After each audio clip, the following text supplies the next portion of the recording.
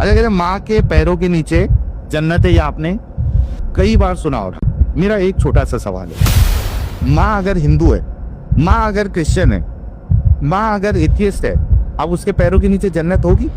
यानी जन्नत जो है वो जहन्नम में रहेगी? जन्नत जो है वो तो जहन्नम ही है। अगर मैं ये कहूँ कि हमारे भाई ने कितना प्यारा ऑब्जेक्शन उठाया है, कितना अच्छा सवाल पूछा है, तो शायद ये सवाल की बेइज्जती हो जाएगी। भाई ने सवाल किया है, ऑब्जेक्शन उठाया है, और इसके पास बैठे हुए जो मूर्ख लोग हैं स्टेज के ऊपर, वो भी हंस रहे हैं, दांत निकाल रहे हैं। इससे उनकी बेवकूफ़ी का बखूबी अंदाज़ा लगाया जा सकता है। सवाल ये उठाया है कि अगर गैर मुस्लिम माँ के पैरों के नीचे जन्नत है तो जन्नत तो जहन्नम में चली जाएगी। इस सवाल पर जब आप गौर करेंगे तो आपको मालूम होगा और आपको रियलाइज़ हो जाएगा कि इस तरह का जो सवाल पूछने वाला जो बंदा है, बचपन में हिंदी ग्रामर की क्लासों को बराबर अटेंड नहीं करता था और उनसे भाग जाया करता था। अगर ये ध्यान से हिंदी ग्रामर पढ़ता तो इसको मालूम होता कि उसके अंदर एक टॉपिक आता है मुहावरे। फॉर एग्जाम्पल, जब कहा जाता है कि उस आदमी ने इतनी मेहनत की कि ज़मीन आसमान एक कर दिया, तो इसका मतलब क्या है?